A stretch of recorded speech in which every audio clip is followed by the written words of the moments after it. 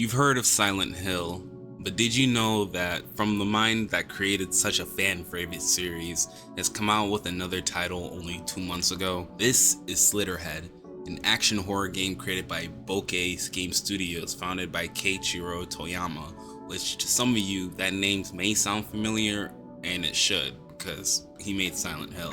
I first learned about the game from the 2024 Summer Game Awards about 6 months back and have been eagerly counting down the days until release. In this case, it came out about a week after the Silent Hill 2 remake, so I had plenty of time to play both, so literally once I finished Silent Hill 2, I went straight to playing Slitterhead. I bought it on release and made sure I got the digital deluxe edition so I can get the art book and that sweet ass soundtrack because Akira Yamaoka does the soundtrack, and this is the same guy that made the soundtrack for most of the Silent Hill games. This game is unique in that you are not only playing one character, but multiple characters with their own personalities, backstories, and missions that intertwine with the main plot of the game. You yourself play as a spirit called Hyoki in a walled city of Kowloon, whose only way of interacting with our world is through possessing bodies of the living. As you progress through the game, you'll notice that certain people who are still conscious while they're under our possession, these are our main cast of characters. The cast ranges from a regular convenience store worker to a prostitute. So add to that the branching narratives in the story means that each time you do a mission, you can expect something different to a degree. Varying timelines are also a thing in this game, meaning that you will at points have to replay a mission up to 3 times with either an entirely new plot point taking focus or from a different perspective altogether. In my opinion, this made the game feel really fresh, where others may say this feels repetitive. I've also seen many people who played this game compare it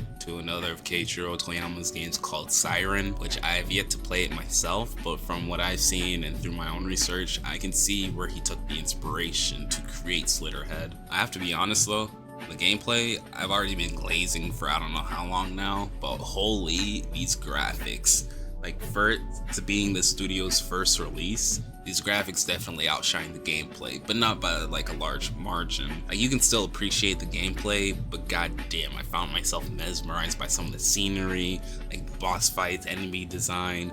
Like, enemy variety is kind of lacking as everyone is either a plant or some sort of sea creature, but I'll give them a pass on that because, you know, like, small indie studio, and it's actually true in this case. The plot of this game, you don't actually get to the real story until closer towards the end of the game, I want to say, but when you do reach that point, it's like a what the fuck moment, like mind-blowing, like an astonishing moment. I beat the game in about 17-ish hours, and that's me trying to collect everything I can, exploring what I can, and upgrading the characters that I use as much as I could, which, by the way, at the start, you only play missions with one character, but that increases up to 2 per mission. I enjoyed sinking my time into this as I beat it within a week of it coming out, playing whenever I'm not working 12 hours a day. But the studio is on the right track if they are coming out with heat like this, and I'm sure they'll be bringing broader visions of horror games within the coming years. But yo, thank you so much for watching, thank you for tuning in.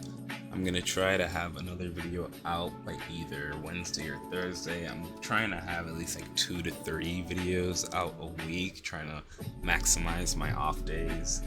But guys, it's hard for me to do any more than that because I'm just so exhausted sometimes, and I gotta see what I'm gonna make my next video about too. But we'll see then. See y'all later. Peace, peace, peace.